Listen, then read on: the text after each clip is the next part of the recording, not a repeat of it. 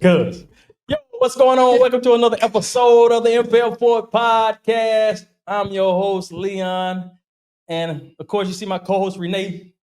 What? My man, KP. I call him Mr. Pierre. And my man, Will Mecca. He's with us today. Mm-hmm. And it's been a while since we've been in here. It has. The whole gang been in the studio together. Yeah. Mm-hmm. This is true. Yeah, and we supposed to be in here. Somebody late. I don't know. But anyway. Time went back yesterday? Nah. When did time go back? Oh my goodness. 2 weeks ago. That's what it was. But The yeah, clock in my house wasn't, yeah. it's connected to my checking account. You're watching them bank. sorry Saints. But anyway, we're here to talk about, man, this, of course, one of the big things that's going on, this government shutdown. A lot of things going on with that. A lot of this and that or that. They're getting the funds or they're not getting the funds. So what's your take on it? KP, we're gonna start with you. What you think about the government shutdown? You say you didn't read. You didn't. This man said he didn't look in the chat to see what we was talking about today. Horrible. But I'm pretty sure he has something to say about the government shutdown. Oh, well, what I would say is that it's not confusing that you have a Republican administration that is hell-bent on projecting that cruelty is the point. And so with the government being shut down like it is, they're sending signals that they really don't care about the American people as they portray that they do.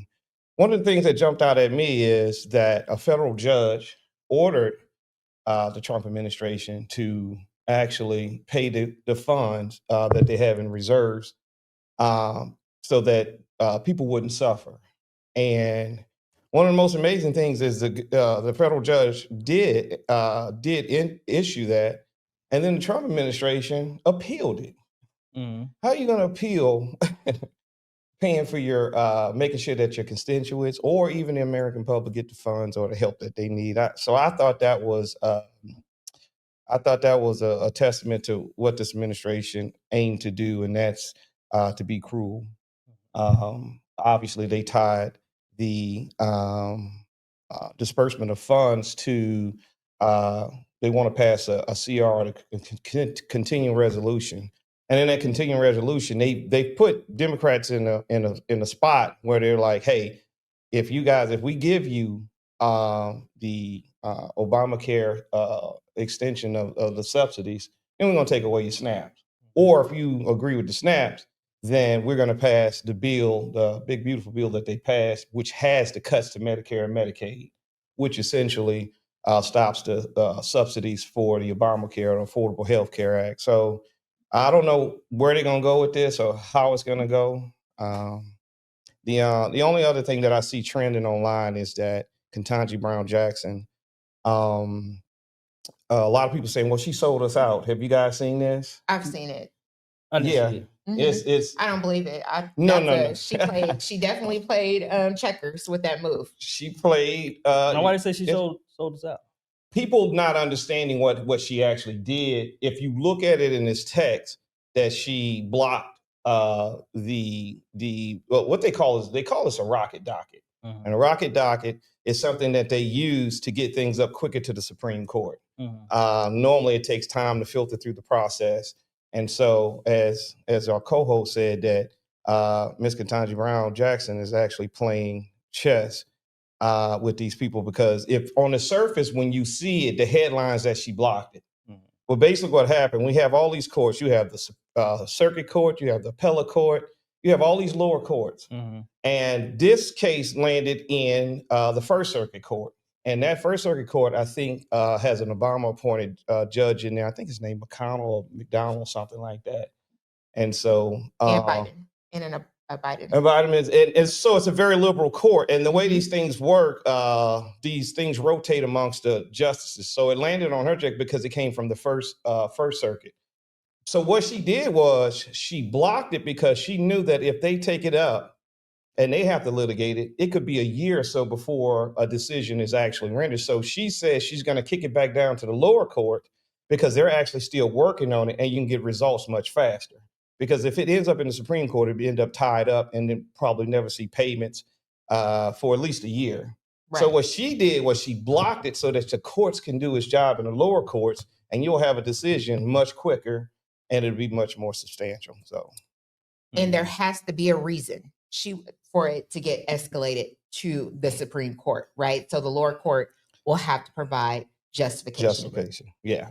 So that's always good for the American people that are depending on these benefits. So that's the reason why I say she played chess, not checkers.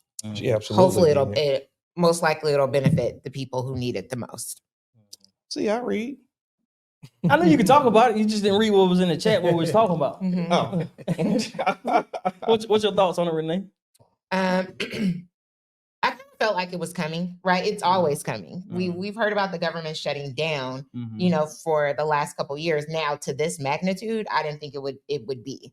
I thought at some point they would give, but I think now you have to realize who's in office right now and the people around. Like, he's really like gathered his troops. Like, these people are standing on business for this man. So previously, some sort of resolution would happen or the money would appear somewhere, somehow, and the government would open back up. But I would say his following, his cult following is really standing on business.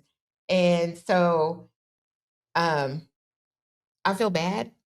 I feel bad that, it has to happen this way, but I'm hoping that, some sort of resolution will take place. I pray that the Democrats stand on business and not, kind of fall, even though I know it's hurting some people, but now when you say stand on have business, to do something. What you mean as Meaning far as that won't that continue to shut down or no? Well, yeah, I say stand and not give in, to this big, beautiful bill that's going to cut Medicaid and everything. Cause that's the whole reason for the shutdown, is that they're not agreeing to this bill. They want to come together for some sort of resolution that would benefit everyone. Right. And so the Democrats are saying, no, we're not just going to cut the benefits with no resolution. You don't want Obamacare and but you don't have anything in place. You have Concepts of a plan. You have concepts of a plan, but no real plan, right? Mhm. So I want them to continue. A lot of times they say Democrats have bleeding hearts, right? Especially for their constituents and the American people. So, depending on how long this government shutdown happens, a lot of times you may see like, you start teetering, right? Because it's pulling at your heartstrings, especially the holidays are coming and, kids and all of these things. So it's almost like they want you to give in. They want you to give in. And I just, Now shutdowns, they happen. They can happen with Democrats at the helm too, right? In office, it happens every president, with every president in office, or no? No, some are able to reach across the aisle. They've had bipartisan, bipartisan to pass a CR, a continuing resolution, to get it to the point to where the government stays open, but they go into negotiations about what's in the bill. But the continuing resolution allows the government to stay open. So when was the last shutdown? Oh, Trump. Yeah. 35 days. Huh? No, the one before this one. Trump. So what about the one before? I can't even remember. Okay. I think there was one under Obama. I can't remember, but it didn't last long at all for it to be noteworthy. Yeah, and I could be wrong, but I believe so. Yeah, I don't remember. It could have been, but I doubt Second it. term, not first. If it could have been, it probably, like you said, it wasn't long. But Trump wins. He's got the 2 longest shutdown ever in history. Oh yeah. Yeah, by days. And this one here is broke the record from his previous shutdown. And it ended with the I think the shutdown occurred in Obama's second term. Yeah. Yeah. Okay. See, how your many girl days? is. Yeah. How many days? Mhm. I don't know how many days it was. I don't know. It doesn't say. It's probably in there. You just 21? Yeah. Oh, 60. 16. 16 days. 16 days. Okay. That's why. I mean, now we're in what, day? 30 something.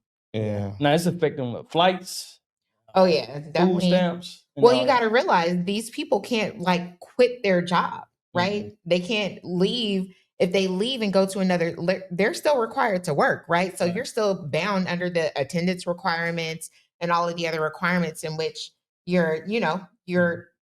apply for this job, right? And you accepted this position. So you either not come to work and try to feed your family, and then your attendance and everything falls and you lose your job, or you come to work and not get paid with hopes that you'll be prorated, or the government will come back to, get back to where it is and you're able to get paid. The shutdown is removed. So it's a difficult thing, and it's affected, not only, Medicaid, SNAP benefits, people that are getting disability and Social Security, but also the airlines and the FAA. They let go majority of, a lot of people in the FAA already. So TSA, right. all, What are your thoughts on it, Will? I know you say you didn't. I think Trump, this is second go round. And he learned from his mistakes from the first one. Yeah. And he's putting his play in position to be the last for 1,000 years if he could, if it was up to him. He empowering his people, his family for generations to come. And whoever comes next going to have a whole lot of, it's not going to be seen immediately. He left today, whoever comes with any solutions, it's going to be a while before we see him. And he knows that much. Because the way they think, people like him they think so long term, man. They think like, man, if he could change the law to get it in a third time, he might be working on that. He would. But he knows if that doesn't work, he needs to do everything he could do in this last term to structure himself and his movement to last forever if he could help it. He want his name on everything. Like right now that he having this structure done on the grounds of the White House, believe me, he wants his name on that. Trump is so narcissistic. If you gave him anything, if he don't have his name on it, it's as if you gave him nothing. He wants his name on facts. it. Put my name on it. The checks. Yeah. Stimulus checks. I want my name on it. Put my name on it. I don't just want it. All right. Whatever it is. And I think it's borderline, man, diabolical. And he don't care what you think. He clearly, he don't care what he's not in it for that, man. Popularity or nothing. You got to think about it. He's done so much, and we're only 11 months in, right? Feels like a lifetime. He's done so much that it's almost like he automatically know, and I'm just throwing it out there. He knows at some point within these years he may or may not be impeached. So it's almost like, I'm going to do what I can this first year. I'm going to save all of my billionaire friends. I'm going to put these laws in place. I'm going to attempt to do this. It may not work, but at least they know my billionaire friends, they know that I tried, and we're all going to make money, as much money as we can right now, because like Steve Bannon said, when it comes, we have to keep him in office. If not, what does Steve Bannon say? He said a lot of y'all going to jail, including me. And he should have said, no, he going back to jail. Right. He went to jail because already. They know. They know that when you know that you're doing some corrupt things. You know that you're doing some things that are very nefarious in practice. And I guess with the elections on Tuesday, kind of like, oh, wait a minute.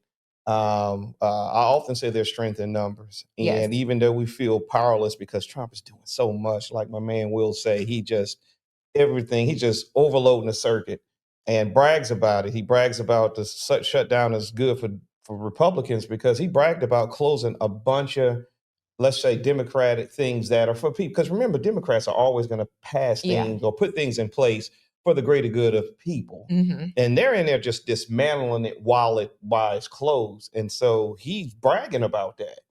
And I just think it's like Will said, it is diabolical. We got to call it what it is. I think his mentality suggests that I want to make I want to make anybody who's against me look so bad that if you don't have the strength of character, you're going to jump on my side. Yeah. I'm going to punish you for not seeing it my way. Yeah. And that's where, unfortunately, that's where we are. I asked you the question about the Democratic sweep in the last vote. And I was asking people, because people were like, Will just referred to as Trump wants to have a third term. And we also talk about, everybody's talking about, what if he does have a third term? And I asked you, how does the Democratic sweep that happened now, how does that help? I would say that it helped because it sends a message that the power of the people is still in place. Mm. The only two things that we have in place to stop this regime is the courts and the power of the vote, being the people, that we still have a democracy. I think Tuesday proved that we do have a democracy, and that if enough people get out and vote, voices can be heard. We can put people in place that can stop some of the bleeding. And I think they're seeing it, and I think they're going to do things to prevent that going forward. Because, as Will said, he learned from his last term, and he's learning while he's in office now. And all these people that he has in place, they're not qualified, just a bunch of sycophants. And so whatever he tell them to do, they're going to do it, even if it's not ethical. And so I would say that that sent a shot across the bow by having you got to remember, it was across the country. I mean, the impact of Mississippi. That was huge. That was huge. Because Mississippi is I'm talking Ruby red, cherry red, ruby red, ruby woo red, all the way red. But you know what we learned in that?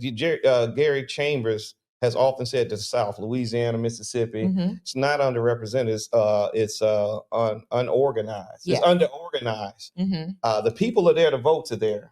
And the one thing what I see is what he's been preaching is correct, because a lot of these districts that even in Nebraska and even a lot of these states that normally go for Trump, these people came out and voted and put what we would say a Democratic person in a position of power.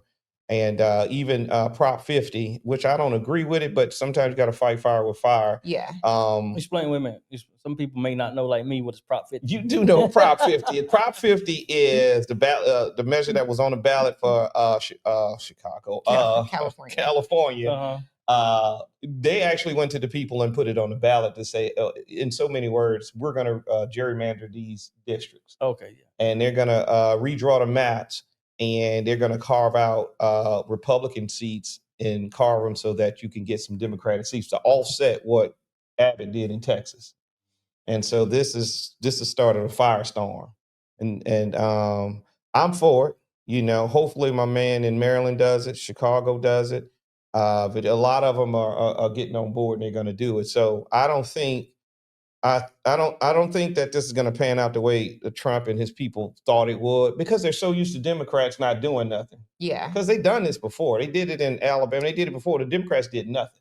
So so you just answered led into my next question. What things that we expect of Democrats to do, what will they do? We got to listen. Democrats and Republicans that are non-melanated, there's no difference between the DNR. We just so happen to have the soft ones. Right. Yeah, the soft, nice ones that believe in decorum and believe in the rule of law and this. The other ones, they like, I don't give a damn about none of that. Yeah. This is what we want. This is what we're gonna do, and stop us. So the diabolical ones are over there on that side, and we just so happen to have the soft ones. But make no mistake, they're the same people. But when I made that argument, y'all try to argue me up and down that. Because your argument was not correct. What do you mean what correct? I said, because your argument is to antagonize. No, it ain't. I said that man in office doing what he want to do when he want to do it. When them other people was in office, why didn't they do what they want to do? Because they don't want to go to jail. They don't want to go to jail. They ain't going to jail. But I just said it. They believe in the rule of law. They believe in decorum. They believe in they're constitutionalists. Right. And they try to uphold to that. They try to uphold to the rule of law. But we see right now that the law can be subverted. And Trump is proving it. So I'm inspired to say, in a simplistic way, as best I can, that Trump has exploited everything you just did, right? Yeah. And he don't care who's watching. And I always ask myself the same question: why, when the Democrats, I'm all about empowering yourself and your people and all that, but not at nobody else's expense. Right? Yeah, sure. Nobody else's expense. And I'm also, I understand that anytime we get close to the goalpost, they move it. That's true. Mm-hmm. That's just how that's going to be, as long as they empower. The Constitution itself that they say they swear by don't have nothing to do with us. It don't represent us. We ain't wrote nothing in there. Our concerns are not in there. It's not our thoughts in there. It's not our experience in there. And they know that. Right. So because they uphold and swear by it, they still live by the traditional Constitution. Well, y'all don't matter. Like, okay. But, for all to look like they human beings, they appear to include us. They appear to care for poor people. They appear to care for disenfranchised people. But it's all appearance. It's all theater. It's all just what they want to project. And if a Democrat gets in there the next time, of course, I would feel like, let me see what you're going to do, for your people, for your constituents, for people, poor people, and people where you say you come from and all that. But I think, like you said, because we want to uphold the letter of the law and we want to do what's right according to a law, that ain't right. Not no more. That ain't right. And because a guy like Trump knows it, he can move the pieces on it. Like, this ain't real to him. This is Monopoly. Right. It's a game. And if we don't wake up to see that, it's a game to him. We just little pieces that you could pluck off and put another one. He'll do his own people like that. He is. Oh, you ain't playing? Has. You ain't going to play today? Pluck them off. Yeah. I tap KP because what I always tell you, it's a game. It's a game. It's a game. He has. Who's that? The attorney that he went against that was working for him. The whole reason why he was in his people went to jail. He's fighting with Letitia James. Yes. That James was one of his previous attorneys. I do believe the blue wave that kind of happened. Part of me feels like people are waking up and realizing it, but I also feel like, and this may be controversial, take it as you may. People feel, the FAFO people feel like that was their way to give back, to say, I'm sorry. You think that's a good, that's a, hey, instead of admitting fault, I'm sorry I voted for this clown.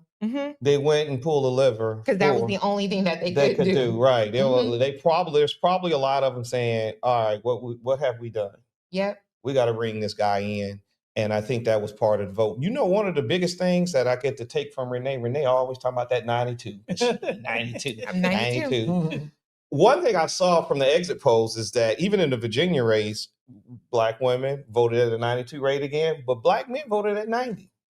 Well, good. You guys are finally waking up. They came back, or either they came back or the net was cast to a wider group of people. Because I think the DNC or a lot of them are saying now, which I agree with, forget going after those Trump voters. Let them know, forget them. Quit trying to go after these voters and capture their heart. Those Clinton voters that were rural, and they was able to bring them over during the Clinton years, and then maybe a few Obama. Then they all MAGA now. Let them have that, because the biggest trough of voters that did not vote was 90 million registered that did not vote. That's who you go after, and I think that's what's happening. I think they're able to capture some of those, that 90 million that were registered voters that did not vote in the last election, and maybe they've been able to cast that net to bring them in. And so I'm thinking that's what happened.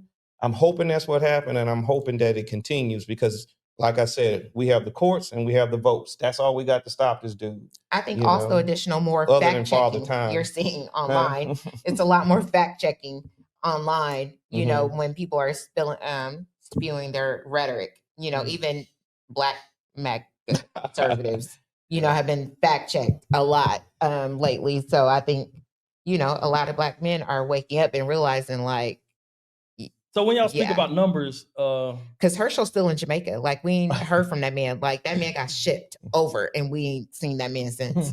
So when y'all speak about numbers and voting, I looked at some numbers. I ain't gonna talk about it now because I want to show it to y'all first and have that conversation. Then we can talk about it on another episode. But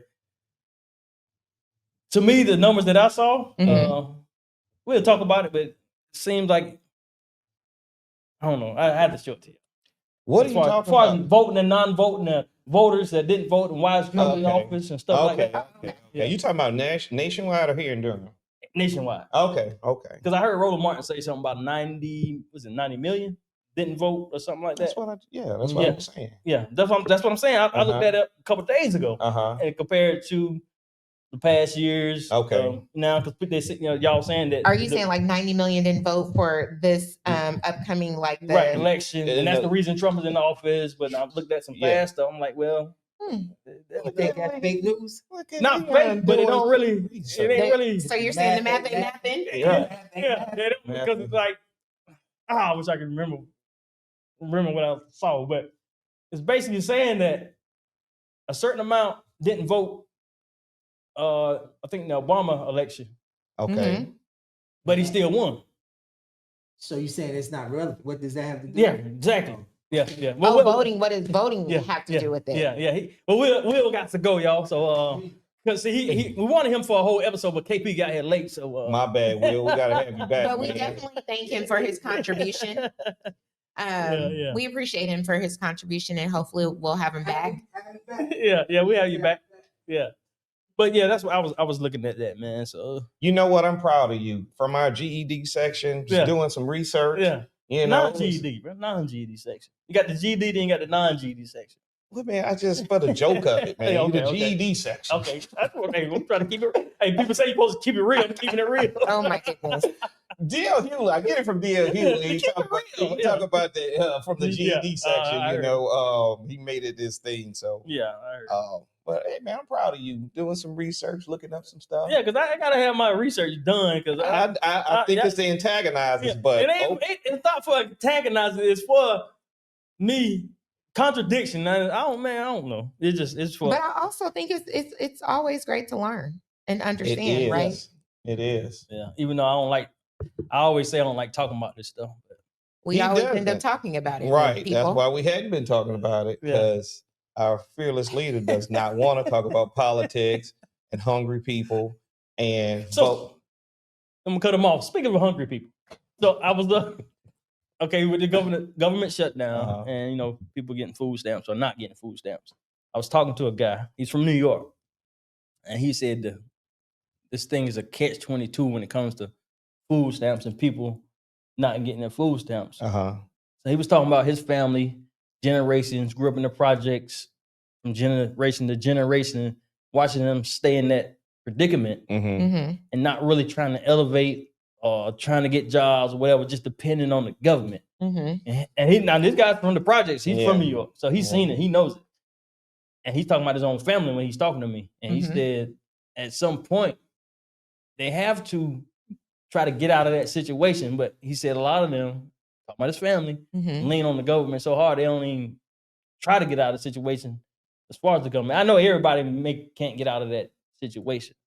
But at time, and then it's a lot. You think about it, even when it comes to, you say you like having mothers without the fathers in the home, having kids. And that led me to think about relationship-wise as far as picking the right people. Because you got, it plays a whole part. You got women having babies from different types of men, and no, he ain't gonna be with the man know he ain't gonna be with you, and you start having a lot of babies and kids, and you end up in this predicament where you got to get food stamps, you got to depend on the government. Right. So I think that plays a big part too. I think what you're saying twofold. Number one, 2 points you made. Number one, that is an element within our community that we do not discuss in detail or talk about, because maybe you will come across, if you're not in it receiving the government benefits and you talk about it, then they look at you, you think you better than us. You're thinking, when really the history is, I'm a byproduct. What's going on? I hope that you are enjoying this episode, but I wanted to take the time out to ask you to please subscribe to the podcast. I've noticed that a lot of people are watching but are not subscribed. Make sure you subscribe, like, share, and don't forget to hit the notification bell. That way you won't miss an episode when it's aired or about to air. And also make sure you go to impelforwardmerch.com. That's impelforwardmerch.com. Grab you something. Now back to the episode. Right. I know what it's like to have it, but I think that that a lot of them find a comfort. And why would I go out and exceed this income base when I'm getting this from the government?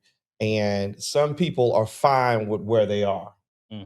most of us that have gotten out of that, we said to ourselves, I'm not cool with this. Right. And we'd have some family members, they cool with it. And so the other point you made was like, what about just maybe pick the right mate? Now we're going into a relationship type of things. And in order to pick the right mate, you have to be the right mate. So if you are receiving, living off the government, you're not attracting a lot of bait. You know, you're going to attract what you are. And so it'll be hard to level up to, if you are a female that maybe have 3 kids and you're living from off government, you know, Section 8 and things like that, it's going to be hard to attract a high earning guy that can help change the whole trajectory of that life, because he sees that and it's like, he's not very attracted to that. You know, so I understand what you're saying, like pick a better mate, but you have to be a better mate, you know, so I ain't gonna say too much about that, but y'all know what I'm saying, right? Yeah. I mean, does it make sense? No, wait a minute. One part you just said something about. What'd you say about the man? What'd you say? You said something about a man taking care of money. You said something about money. I was looking at my phone. I wasn't paying attention. I ain't gonna lie. But you said something. That hurts my feelings. No, I heard most of it though. No, I don't know what part you're talking about. I was just saying that, you know, was expounded on what you're saying, like probably they need to pick a better mate. In some cases it happens, but in most cases, not really. It's going to be tough, you know, to pick a better mate that can lift you up out of that poverty in mindset and financial. That's what he said. He said to pick them up out. I wasn't necessarily talking about to pick them up out of poverty, but I'm talking about where they can be together and provide together and, you know, do everything together. It starts with a mindset first. Right. The mindset is going to be, you know what, we're going to use this Section 8. We're going to use this Medicaid for these kids. And we're going to, I'm going to go to, you know, the man might say, you know what, I'm going to go to school to become an ASC certified mechanic so he can earn a better job. And she may say, you know what, while you doing that, I'm going to go to school and go to like an 18-month, like be a surgical tech. You know, and that will definitely lift you up out of it. Still use the government subsidies to get there, but use it as a launching point. But that's a mindset. Yeah. You know, we all have those family members. Right. And I mean, honestly, I mean, you want them out there getting jobs? I mean, do you really want to deal with some of your family and No, you can't say that. I can't, but everybody's thinking. Hey, look, they got to do like James. Some of them need to be, you know, some of them are probably not best to be in a customer service position. That's what I would say. And customer service. I'm just using customer service or something like that. They may not do very well at that. Yeah, because you have to understand where they are is going to be their economic advance is going to be what that area has. And if that area has the biggest employer is Walmart, then there's not an upward mobility, you know, versus if you're somewhere where the biggest employer could be a hospital or university or let's say Amazon or something like that. I'm just saying I get what you you're get what saying, I'm saying. So your circumstance is say, going to depend on where you are. Well, I mean, we've evolved as a country, right? So now there's remote jobs, right? Correct. Where that will help. Definitely can get a job working remote, right? Whether that's, you know, you could start off at Walmart, then you can end up in Walmart corporate via remote or any other company. I think to your point, yes, your mindset has to change and you want to, they can do it. You definitely want to or have to want more for yourself and your family. And a lot of people do. I think sometimes getting there is the hardest part, right? I agree. The preparation to want to get there. But also I feel like social media doesn't help because you hear people that are saying like, man, my rent just got, you know, they raised it $300. Now I'm paying over $3,000 for a 2-bedroom. And it's like, they're like, whoa, is that affordable? Can you get there? Because what I'm seeing in my neighborhood is, you know, Walmart or, you know, Tyson's Chicken production level. Will I be able to jump and actually make that? But also let's not get things twisted. Low income housing is different from affordable housing. Yeah. Those are two separate things, right? Mm-hmm. So, you know, somebody could be on, you know, low income housing and have a great job. They may not just make enough. Right. And just because you're on Section 8 doesn't mean you're, you know, you hear, oh, they're paying $5, $10. Remember, it's still income. So if they're receiving some sort of income, they still have to report that. Yeah. So they can, you know, they just have to cover the smaller portion of what the government is subsidizing for them. Now, affordable housing is based on your income, right? So they're saying that you, based on your income, you can afford this, you know, to pay $1,200 for this apartment that would possibly be $2,000 to somebody else, but you make enough money. And I think that that's where the confusion lies, is that people automatically assume just because somebody's on Section 8, they're paying $10 or $20 when they, you know, could have a decent job and be paying more. Now, are they paying regular payments of, you know, upwards of $2,000, $3,000? No. Is that a huge jump when you're paying years at, you know, $1,000 and they're saying, hey, go fly, little birdie. Now you have to pay $3,000 and you're like, right. Why would they do? Why would to the bigger point of what we're talking about? People like the guy was saying, his family members or our family members. A lot of it's not their fault. I look at it from a bigger lens. Like a lot of them, the situations they're in is not their fault. And what I mean by that is, even if you want to get out and do for self, and you are a mother, using the example of mother of 3, and she's receiving SNAP, she's receiving Section 8 and Medicaid for her kids. She decides to go get a job. She wants to pull herself up out of bootstraps. She go and get a job at the Chase Bank as being a teller. And you would say, all right, I'm on an upward, I got a decent job. That job is probably going to pay $1,400 a month. The fact that she went and got that job, she loses her child care, she loses some of her benefits. And we all know, if you had children, if 2 of those kids are in child care, that's going to be at least $1,000 a month. So that money that she just went and made, she has to pay it in child, not to mention her rent and gas and all that. So I think that the system has bidded these people out of the process. Yeah, so it makes it impossible. Why would if I'm in that situation, why would I go do that? And that comes back to that relationship piece. Yeah. Having that mate to be but there. But that doesn't always work, because he may not be making that, you know, amount of money either. But I'm saying, you got to go get it. You got to go get it like James Evans. I mean, but it's still, just think about it. Yeah. They decide that they're going to get themselves out of this situation. She finds a guy. He's a janitor at the local college. Pretty decent money. Not enough. She's a bank teller at the Chase.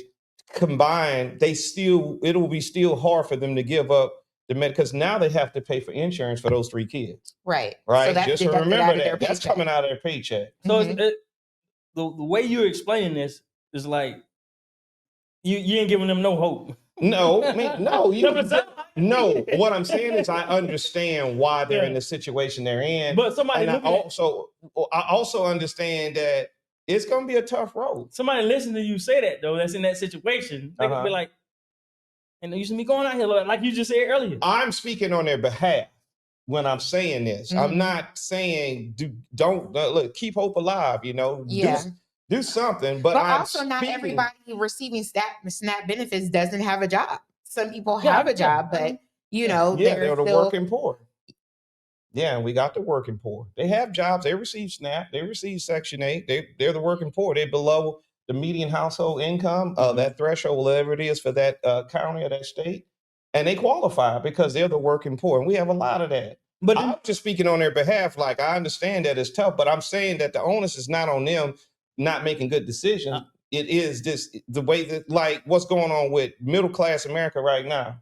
You know, middle class they've been after us for a long time. They priced us right out of the market. You know, there's a lot of times a middle class person, you know, if you ain't got a house right now, you looking at we're here in North Carolina, you're looking at least $550,000 just to get a starter home. Yeah. You know, and that's the substantial income to pay for that. Yeah, but I hear what you're saying, that you're speaking on their behalf. But do you understand what I'm saying? Though, for somebody to hear you What say did I that, say? Yeah. that's what I'm talking about. I'm saying I get what you're saying. Yeah. Like Yeah. to hear somebody say it, it's almost like, well, what he I said, agree. I ain't got no. if I'm doing all this, if I get out and go get this job, Mhm. they gonna take all this away from me, and I'm gonna have to pay insurance. Well, I'm speaking on how they would, So how now someone would let's think. look at, what are some solutions you think that would be beneficial, that would be helping them? Because would that contribute to reducing some of the homelessness, right? Oh. So I get what you're saying. I'm leading there. I got you. No, hold on. Let me say this. So what we're talking about. So one thing the dude said that I forgot to say. He said they're in that situation. He said, but man, you see them come out the door. They dressed to impress. Got Jordans. They got this. They fresh. They got Well, I'm not gonna designer go there clothes. because That's what he said. you know we got people watching. You're I'm not pocket gonna say watching. nothing about that. No, he's talking about his family. He was No, talking about his family. He's pocket. You can still pocket watch your family. No, Right? but he's not. I wouldn't call that pocket watch. I definitely get He's what in a you're better saying. situation than they are. But he was just saying, like, I get it. go ahead. Mhm. Because sometimes sometimes there's a little bit more discretionary income. Yeah. And it's Right. used to sometimes people buy things to make them feel good. Mhm. Mhm. Or how do you even know? Just because they got on Jordans, don't mean it's the Jordan. But they're They not could- supposed to be able to afford the Jordans. What I'm saying is there's other ways to Yeah, I get know. Jordan Yeah, shoes. there are that- other ways. I will say this: that don't mean they real, and that don't mean they bought them. Right. Yeah. Yeah. I wasn't saying that, people. No, I'm like saying that before we cast judgment that they're blowing all of their money, they probably Mhm. very smart and frugal and found a way to get what they need to get without blowing a bag on it. Is what I'm saying. So There's it may not be other real, ways and they to may look not have amazing. paid for it. Oh yeah, I know that. Yeah. Mhm. I know. But go ahead, finish your point. I But forgot because you. no, I feel like this is a great topic of discussion, but there's really not a lot of people providing solutions, right? When it comes to what can we do with people in these positions? How can this reduce, the homelessness? And what you point at? Nah. You know where I'm leading to? No, go ahead. I was actually just, you want to get on set, but go ahead. Oh, come on, Nico. Come on. People talk about, people low income housing, right? And they're there for years. Just, he's talking about that, and he's probably successful in his own right, right? Did he talk about possibly helping a family member? I mean, from a learning standpoint, or providing any type of resources to better them and get them into a better position. I think that one of the things that's always talked about is people staying, they call it the projects. I think, low income housing, but they shouldn't be there. They're having more kids, or the government is keeping them there. And that could be true, right? But also, should there be more resources offered to them for them to be better and want to do better and want to see them better? Is there, every year when they're renewing their leases, should they take some sort of financial literacy class? Should they be required to attend some sort of schooling for those that are not? These are able-bodied people I'm talking about. I'm not talking about anybody that's disabled or have some sort of, mental disabilities that's keeping them. But, for those, what as the government, instead of talking about them and taking away something or feeling like they don't deserve it, what are they offering these people to get them out? You say you hear about low income housing should be a stepping stone. Right. But how can they when you're keeping them there? You're not requiring them to do anything. Right. And also, I think now it probably was easier back then to come out of that, but now with everything going up, it may be a little harder. But you require people to prove that they got a job or searching for a job to get $324 a week on unemployment. Mm-hmm. But you're not requiring them to show some sort of continued education to stay in government housing that you're paying for yearly. The math doesn't add up. I'm just saying, you know. Listen, we talk about it. I think we can go around and say, I don't know if there's a fix for it, but more importantly, I don't know someone listening to this gonna chop this thing up and spin it a whole different way, and it's not gonna convey our sentiment that, hey, we understand, we're not judging, we're no better. We just had a thing that's called luck, and what I would say, that's when hard work and opportunity meet, and that's what luck is to me. But it's kind of hard to talk about these things without someone looking at the three of us and chopping this up and blasting us on one thing that we said. But the whole thing is, we're actually, who is qualified to talk about this subject? Who is qualified from our community? Because we can't, I think that what happens is they'll separate us from the community, which is dumb, because we come from the community. We come from that. I come from low income housing and welfare and food stamps. I'm pretty sure we all still have family that's on it. So we're not judging nobody. But the point that I'm making is, who can talk about it without people feeling a way that we're condemning, judging, or being highbrow about it? And we're not. It's like, all right, would you like 3 non-melanated people on here talking about our problems? Would you want someone who may be black facing but didn't grow up with that particular issue? You want them talking about it? Or do you want somebody who actually lived it, kind of got out of it? Not that's because we were better. It was because we're hard working. It's just, who is going to be licensed without being scrutinized to talk about this? That's what I'm saying. And not taking everything we saying and just go with it like he said or she said. No, that's disingenuous. But we're going to have to be able to say, all right, we're talking about this, and this is what we can glean from it. From a resolution standpoint, right? What can we do? Or what, we're voting for this. We recently voted, some of y'all voted for someone to, get in and kind of fix these problems, right? We voted with hopes that someone would come in and kind of, fix these issues that we're seeing in our community, right? As far as, helping, not only evolving Durham, bringing them up, but also helping our residents that are homeless or, low income, and finding a resolution that benefits both. I mean, but that's good. But in all of this, there still has to be some personal agency, where you can't wait on the newly elected mayor or the 3 city council people to actually. It helps when they are able to pass and enact things that are beneficial, but you got to have some personal agency and say, okay, I'm gonna make one move. Hopefully, they make another move, and we come together. And now it's an elevation of me. But I have some personal agency. I've taken some accountability of myself. Like, what can I do? That's all I'm saying. It's like, those things are good, but the cavalry is not coming. Right. But some of those things, when we're voting in, we expect them to come in. We talk about better jobs or paying people affordable wages, right? So we need these government officials to come in and bring in some of these companies and these jobs that are going to be, be able to pay people affordable wages, right? Like, we can't expect, and it's so crazy. I had this conversation with my friends today during brunch. We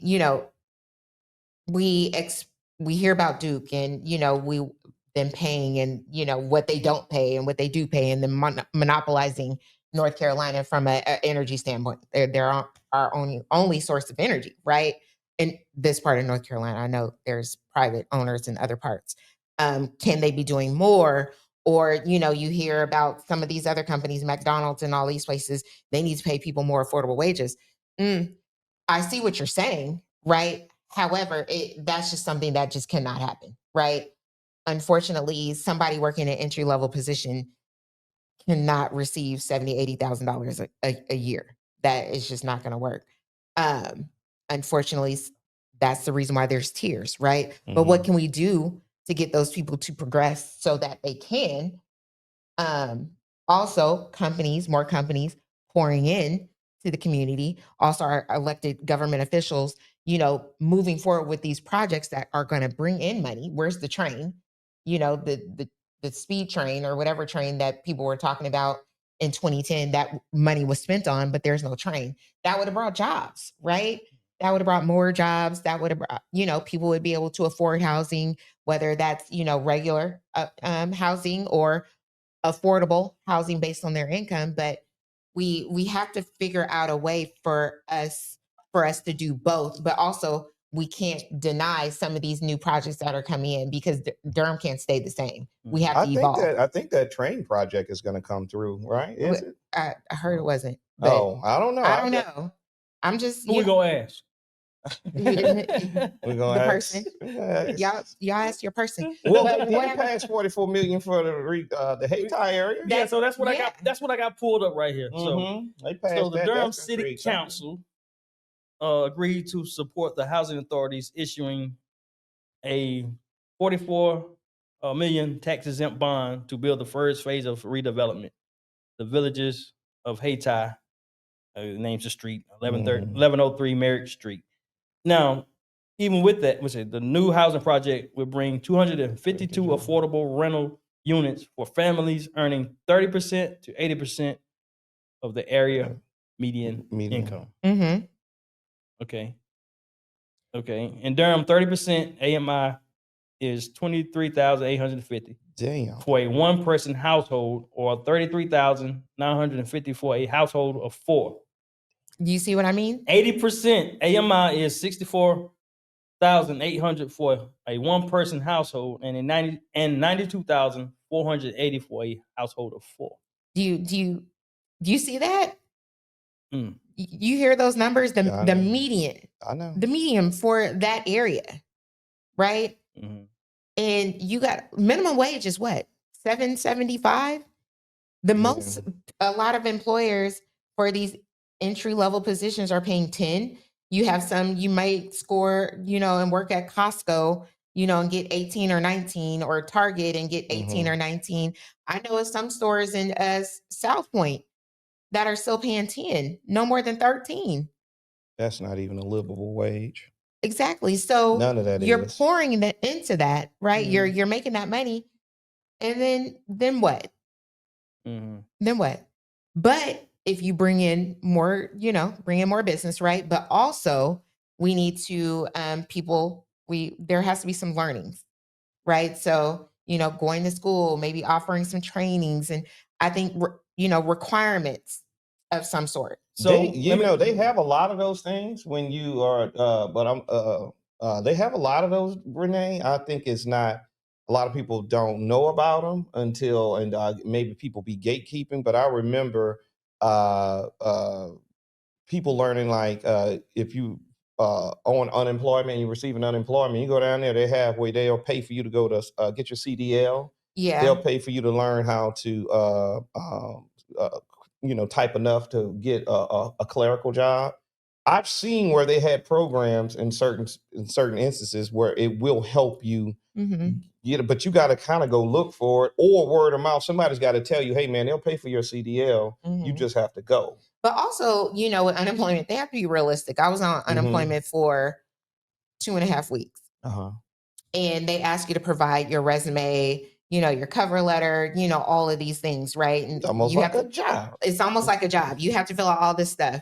And then you ask them, to send you jobs, and they're supposed to send you jobs based on your, your qualifications and your skills on your resume.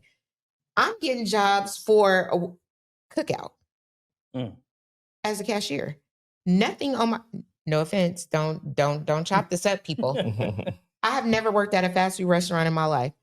What would make me good? I did. I got fired. As a cat, what would make you think on my resume I would make a great cashier? Or it was just trying to give you something to hold you over. Well, when you came in, they probably saw you had good possibly, and then it was like production. Like I think it was like something at Merrick, is it called Merrick Pharmaceutical Production line? I've never worked at a production company. Look, I know when I came home from prison, I got put on food stamps. Man, I tried to get all the things so fast, but I ain't want to keep filling out. Right. Me looking up for jobs. Yeah. I'm about to get. I can't. But that's what I'm saying. That's the personal agency that I was talking about earlier. We some of us have it innate in us, and some of us it has to be kickstarted. It's in all of us, but some of us naturally have it. Yeah, I couldn't. You stay know, on and me right I would break out in hives if I had to. I would feel like I don't, you know, I don't feel like having to answer to you guys for help. now. Right. You Yeah, know, yeah. you demeaning me for help. You know, and I don't like it. I guess that's the part of it to make you like, well, when you gonna go get a job, you gonna go start cutting hair. Yep. It forced me to do so, but it didn't. I didn't. When I was receiving those emails, I was just like, well, are they paying attention? Like, you're setting me up for failure at this point, because production people, they want you to have some sort of like skill, like, you know how to move fast and do these things. So why are you sending me talking about I need to reach out to this company for an interview? And they ask me, have you ever worked for a production on a production liner? And I say, no, but I can try. I'm willing to try. And they're like, no. So let me read this right here. It says a resident community center will have a gym, a laundry room, computer room, and a whatever that means, multi-purpose space. Oh, yeah. So you can do like work. Like if you work from home or if you want to look for a job, it's just just an open space. That's in part of that Hayti development. Yeah. That's actually pretty good. Remember That is. we were having this conversation, and I said, if they develop that, those are the things that should be in that thing. It's like, and I also talked to somebody who used to be a part of Durham. He also said the same thing with the redevelopment. They should add things to give to the people as far as education, something that's. But also they do those things, right? But we also need to look at where the world is, right? Yeah. And you know, AI, you hear about AI and all of those things, right? So maybe, you know, getting people to start learning about AI and some of these new technologies that are going to be focused. I mean, if you know, there's a lot of sales reps in the area that are great with sales, and they don't even know it. And they can be, you know, what my late mother would say, sell ice to an Eskimo. And you know, they're around. And they can do pharmaceutical sales, technology sales, you know, just in a different manner. But you're used to selling something. So why not take that on the road? Product, right? Just change the product. Yeah. You know, and you may like it, and you may be great at it, right? I mean, I agree with that. I will say my first break that I got in this life was coming from a sales background of hood exchange sales. That gave me that hustle. And one of the first real jobs I ever had was selling cars. Because in my mind, remember I said it's always about changing the mindset. I just changed the product from what I was selling to inventory of cars. And it was the same thing that when I'm, you know, hugging the block, you know, as the patrons will come, you got to beat the person to them so you can make that sale. Well, when you're on a car lot, if you ever pull up, you'll notice the salesmen are always hugging the block. And as soon as you get out the car, they own you. Hey, what brings you by today? That same mentality that I had from the streets is what I used when I got into my first real job. Unless you shortstop. But you know, that's a great. You catching them on them as they put. That's a great story. Because you can do that too. I had to learn that trade, but that's what happened, and I got my first break of making some real official money, and it was all sales. It was all what I had already been doing. I just transitioned into selling cars. Yes, customer service jobs. I started off in customer service, right? But I've always been like, I'm not staying in one place. I worked for a company for 13 years. I had 9 different positions. You know, I'm gonna work for you for a short time, not a long time. As soon as I've, you know, read the documents and said you can move after a year, I'm gone. Like there's hope. You got to move around. It's all about the mindset. That's what I was saying earlier. People get complacent. You know, they may like their job, and right now, you know, the way the world is shaping, you know, of course, complacent is there. But, you know, if there's other things you can do at your job that you like, or, you know, network and move on. And that's how you're able to not only learn more, but also increase your income. And increase your mental network. And your mental net. Yes. Yeah, 100%. because that propelled me to elevate to where I may be today because of those things. But it wasn't for the lack of not trying, you know. But That's why I say it's got to be some personal agency, and you got to be out there just, but also learning what you're good at. Because I think you guys said that earlier. So I knew what I could do, and I just was met with an opportunity that I didn't even really seek. I just kind of went and did it. Because I was like, well, what else am I gonna do? And it worked out because it gave me the knowledge and the skill, and it gave me my first introduction of how to work in an interactive environment other than the environment that I was in. And prior to that, I did work as I worked on the causeway. Most people that know me, I worked on the causeway, but that was like a maintenance job, just cutting grass or whatever.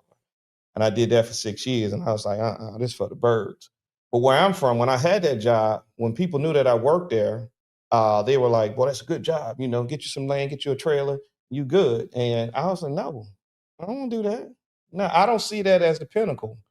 And so I was at the job, but then eventually I found a way to make more money. And then eventually I left that job. Because I started that job, I was 19 years old.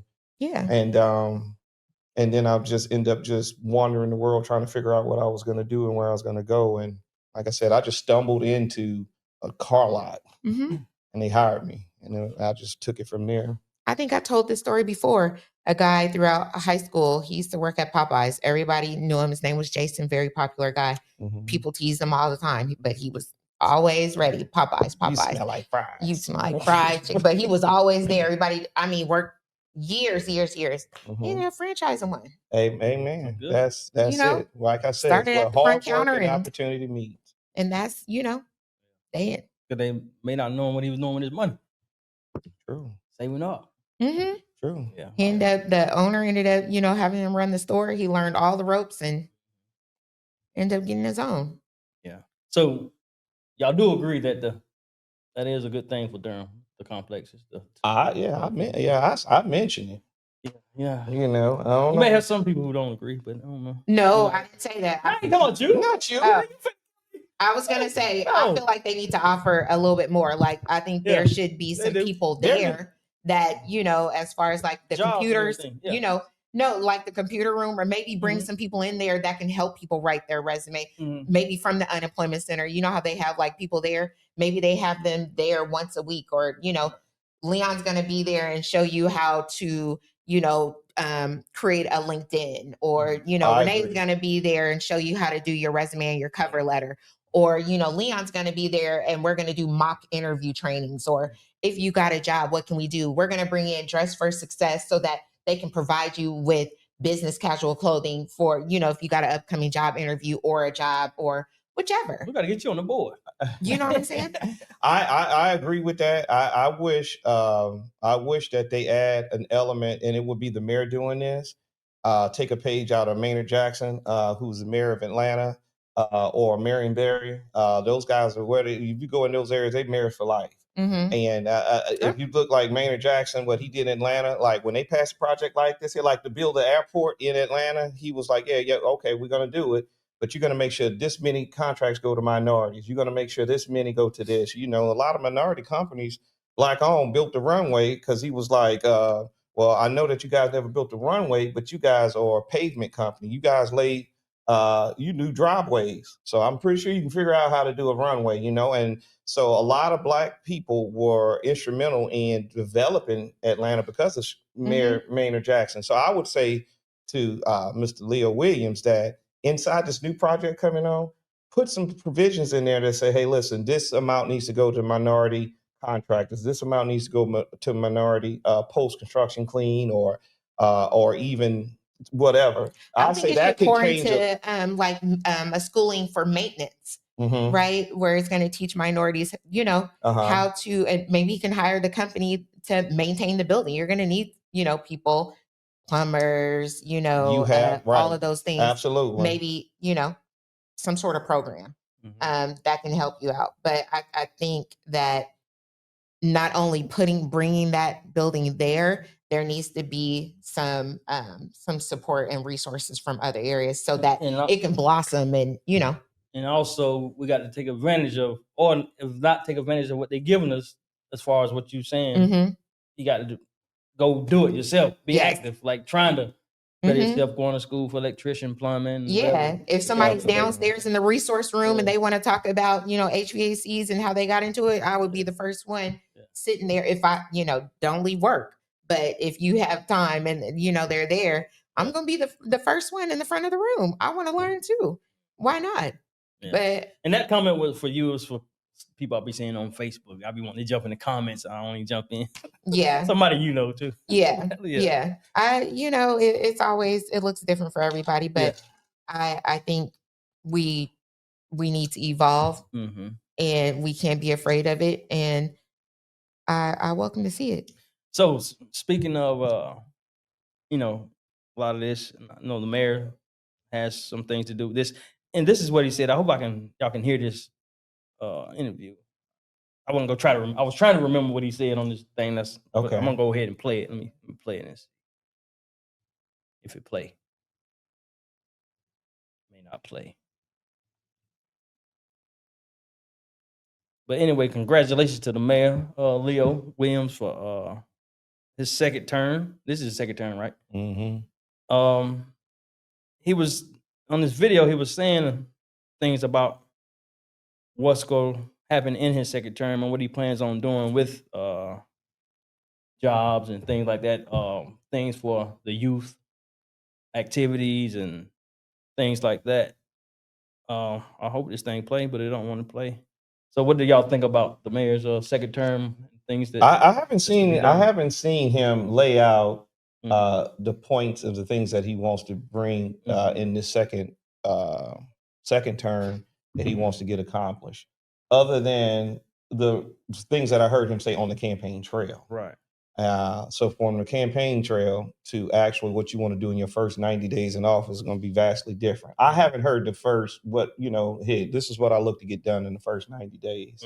But I do know what some of his overall goal is. I mean, some of it he may be able to get it, some of it he won't. I do know that not having the voting power to move any of that stuff forward is going to be hard. What about you, Renee? You heard anything? I haven't heard anything, but my only concern is that, yes, you can promise a lot of these different things during your campaign trail, but you've been in the position. So is it business as usual once you get back into the office? When, you know what I mean? There's looking from somebody or hoping somebody who would have won who's not already there. They're gung-ho about coming in and they want to change things and they want to get things done and they want to do all the things that they promised. Somebody that's been sitting there and, it's a new day, they're reelected, same office, same picture, same everything. They tend to, it's almost like, okay, well, they voted me back in. Let me, I'm here. Well, one thing he did say that I can remember is that he learned a lot from his first term and things that he know he can do better his second term. And that he also said something about, Mark Middleton, who lost. That was his pro. He said, but now he can be even louder. And my thoughts were like, I don't know what do you mean by that? Like, can he just, I guess like us, like he won't be in no type of position, will he? Mark Middleton that lost.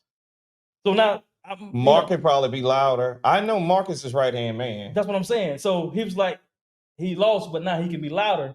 I think that's what he said. But what I took out of that was he can say anything he want to say now. He in office.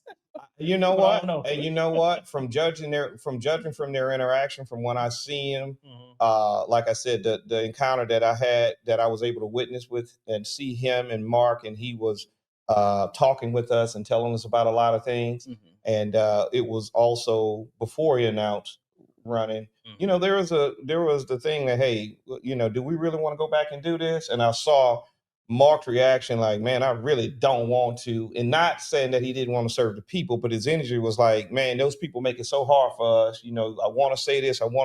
I could see the animal in the cage from the way, Leo was talking, and I saw Middleton, his energy was like, yeah, but I want to, but man, it's tough. I don't know if we can do another one because so I guess with him losing, it makes sense for him to be more vocal. That's what I was saying. Yeah. Yeah, it makes more sense, and he can probably say the things that the mayor can't. Right. Exactly. Because that led me to think about the YN conversation. Right. Like, Mark say really. I know he won't say nothing too crazy, but he's able to express himself.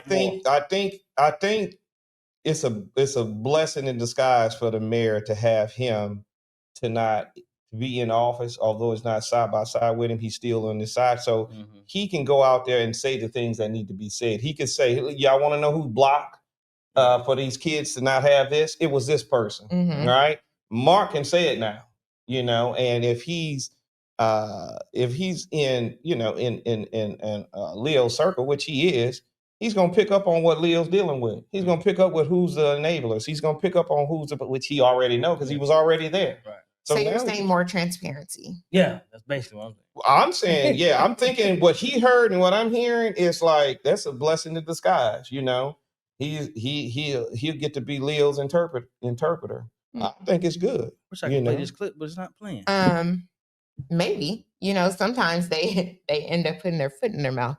Yeah, but he ain't running for office no more. Yeah, but I hope that he doesn't do it where the mayor has to separate itself from him. That's what I'm saying. I hope he doesn't step in it where the mayor now has to separate itself from him, because he needs Mark. You need your people. You need your allies with you to get your agenda across. Some people go on a tangent and they don't even know that they're throwing their people under the bus. But having Mark still around, even though he's not at the city council level, he has the experience and the ability to reach the crowd. He can, Leo can say, "Hey, listen, man, I really, this railway thing, can you go talk to so-and-so, find out where they at, and talk to this person," because Mark has these relationships. Yeah. So that's the benefit. Mark probably still has the relationships. And so I can see it as being a positive thing. I just have one question for Leo, if he can answer. And then I have one request. You want to ask it now? Yeah. Oh, I want to know, was the Bimbe repayment plan paid in full based on the agreement that was made year before last? Not this year. Not this year. And can you tell us why you want to know that? Because as a taxpayer who just paid their taxes, yeah, a lot. Yeah, everybody's went up. So what was I want to know. Yeah, tell us more about the Bimbe from the year. The Monica. I remember that. When Monica was supposed to be here, and they paid. They paid her. Somebody on his team paid the PR person via Cash App. Okay. And so he was supposed to pay all the money back to Durham. Okay. The guy who was, under Leo, who they hired to negotiate this whole contract that didn't come into fruition when Monica came and announced that she knew nothing about it, wasn't going to be here. I remember and the agreement there was Leo said that an agreement was reached where the guy, I think his name was Chris, was supposed to pay the money back. He had put a down payment he had, paid some money towards it, and then he was supposed to pay it back, but it wasn't a stipulated agreement, which means that he would be making payments every single month, a certain amount, until it's paid in full. And if he doesn't pay the money within a certain amount of time frame, then then recourse. There can be some sort of recourse. Was that presented? Meaning that if you don't pay, prosecution is inevitable? It wasn't. It was he's going to pay the money back. So that's why the people, the taxpayers, I'm pretty sure other people want to know, was the money paid back in full? Well, I'm looking at Google and it says no, not being fully paid back. That's how much was it? Here are the details of the repayment plan. An initial payment of $5,000 was made in June 2024. Weeks was scheduled to make 10 additional payments of $3,200 each, starting in July 2024 and continuing monthly until April 2025. In September 2024, the city attorney's office was notified that Weeks was, so the dude's name Weeks, I guess. Weeks was not making the payments as agreed. The $3,200. Yeah. The city filed a confession of judgment in September 2024 to enforce the debt, and Weeks subsequently reached out to the city to ask about re-implementing the payment plan. As of February 2025, a significant portion of the money, specifically $27,000, was still owed to the city. The total amount has not yet been fully paid or repaid. And he's not paying. So we have to find out what the recourse is. Okay. That money goes to Durham. Those are that's Durham's, taxpayers' money that was wasted. I agree. $1 makes a difference. You know, if it's old, it's old. Mm-hmm. Right. Agreement was made. It was, and you know, I agree with that. I don't know. Maybe Leon Leo just answered the question. He answered it. It's not being paid. Not being paid, and they did fall. They filed almost a judgment against It didn't go. I mean, almost. See, the problem is with that Mm-hmm. is that a person can file bankruptcy and the judgment goes away, right? And Not we if it's never see the civil. money. I don't think that's civil. No, I'm saying that. Yeah. That's not as that's Mm-hmm. yeah, that can go away. I think that's a handshake. But deal. it was a handshake deal. It was if it was a regular person who wasn't closed, I would feel they would be personally disrespected that he put in jail. tried right? to scam us, and I'm going after him. You know, I would take that personal. She like that. Yeah, I would take that personal. If I'm in the mayor's Yeah. position, I take that very personal. Yeah. Friends or no friends, business associate, no business associate. You're not gonna play me and my constituents like that. And even though it's only $27,000 or $32,000, we want our money. Ain't no only. And or you gonna go sit down somewhere. Right. You know, I would, if I was Lee, I would take that personal. From the Black American Festival, been back. At all. Yeah, but scammers have no heart. They have no soul. They don't care about that. Yeah, I know they don't care. Matter of fact, they pride themselves on getting who they can. They move on to the next one. Yeah, they don't have no shame. There should be no deals made like that ever. Yeah, I'm pretty sure they learned from it. Didn't happen again. Well, he said he learned from his first. That's probably one of the things. Yeah, you say he will learn. But I will say, going back to what I'm saying, people have been convicted and went to jail for less. Correct. Yeah. But what I would say to Leo, if he's not doing it, what I said earlier, if he really want to cement himself in the Black community or his legacy, make sure that some of those jobs that are coming to build that development, that some of those things are allocated to minority contractors, minority business owners, because it could be a whole bunch of things, even feeding the people, you know, using some minority business. It could be all the things that I named. It could happen, and it will go a long way within the Black community. And it is a slap in the face to have a $44 million project to build a predominantly Black area that's part of Hayti or Black Wall Street, and not have the people from the community involved in it. But that would be a disservice. They got to also be able to handle that type of work too. They can handle it. Yeah. I believe in our people. I'm just saying. I'm not saying the entire contract. Man, you talking about something or somebody? It was either a post or somebody was talking about how some of us. Oh, we were having that conversation. Yeah. That was the last time we were here. When they didn't complete the job or. That was when they talking about those people. Not that one. That one. This is recent. Well, you know, they tell you they can do this and do that, and they start on it and don't come back for another couple of weeks. I would say there is a community. But that ain't us. That wasn't us we was talking about. We was talking about there was a community in Charlotte where that happened. A builder. A whole community. It ain't there. But I'm pretty sure it's some of us that out there that's gonna complete the job. There are some hardworking people out there, and you're gonna complete the job. Yeah. You know, I was cleaning under my HVAC area in my house, like I was getting it ready, preparing it for cold weather, and I, found some cigarette boxes and everything back there. It's the craziest thing. I always heard some stories about beer bottles found in the walls and all that. It's the craziest thing. Was they Corona? I don't know, but it was a pack of marbles and everything back there. You just said with a Corona. So that's the next topic. So somebody had told me, they said, man, you should have had a conversation. I'm pretty sure we talked about this we had a couple episodes, but I guess he wanted to be specific. He said, what is racism? What is racism? Or what is a racist? However you want to say it. And he said that because he said that we as Black people can be racist too, but we get so mad at white people when we hear them saying the N-word or being racist towards us, but in secret, we might be saying some of everything about them also. And he I don't know, he just want me to pose a question. What is racism? What is being a racist? He said, because we can be racist too. Do y'all agree with that? Who said this, Sean? My It goodness. sounds like something. Is that the one? That's my boy. Yeah, my boy. That's they yeah, one. That's That's told him to say that. I thought It reeks of Sean. I thought you would pick up before KP picked up. I will say with racism, it's hard to tackle that. Ooh, dumb it down for him.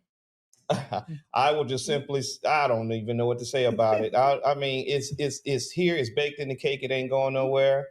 I don't run to it or run away from it because this is what I know, Sean. Racism is easy to hide behind, but yet hard to prove.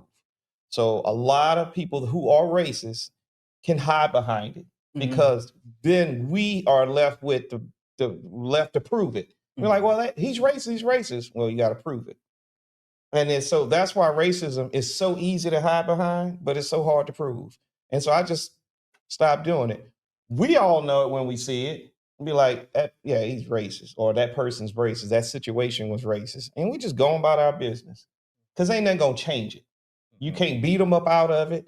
You can't sue them out of it. You can't fire them out of it because they'll just go get another job somewhere else from another racist entity that supports that rhetoric.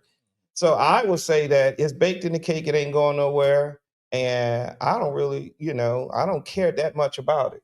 Yeah. When I looked it up, it had individual racism, institutional racism, structural racism, right, and internalized racism. Mm-hmm. Now, it's a lot of definition. Well, a lot to the definition, but I guess y'all can figure out what each of those mean. I guess. And so to go to the other point where he's going, saying that, well, we get mad that the non-melanated people may do some racist stuff, and we all over them. But yet, when we're amongst ourselves, we say some of the same things that they're saying. Yeah, that's what he was saying. And say, why is that not racist? Because by definition, it's impossible for it to be racist. Racism is what the definition is a person or a thing having the ability to oppress another. Yeah. The belief, racism is the belief that one race is superior or inferior to another. Right. That a person's social and moral traits are predetermined by their race. Mm-hmm. It can also refer to the systems, behaviors, and policies that create or maintain inequality and discrimination based on race. Yes. So reading that, a non-melanated person, reading that definition, how would that affect a non-melanated person? Well, one thing, because I can say all those things behind closed doors, I can say it out loud. But again, if you read the definition, how does that affect a non-melanated person? Well, one thing I told him was that it's rarely that you see, if you really ever see it, that you see a black person just outright or just come out calling a white person what to call them. I mean, you don't see it as much as you see white people calling black people the N-word. You don't see it as much. But there's no, but they don't do that no more. They don't. But other than the Karens and the people that get mad. In the world in which we live in, everybody knows the superiority position, right? They know that's why you hear, oh, he thinks he's better because of his close proximity to white people. Or you hear, oh, he's cooning for the white people. Or you hear, oh, this nationality thinks they're better because they're fairer skinned, or, again, it's still leaving a certain group in a superior position. They place themselves into that, right? Black people, we've never been put in that position. We've always been at the bottom level. You don't hear people striving to say, oh, well, now they are striving. Oh, I want to be black, or they want to be black, but they don't want everything that comes with being a black person, right? Because they know that there's some struggles and racism behind it. So to answer Sean's question, it can't. The laws weren't created for black people altogether. We're just living in it. Right. And I think where he's going with this is that if I can go back, he's saying that we say the same things about each other. Is that what he's saying? Not about each other. about them. About them.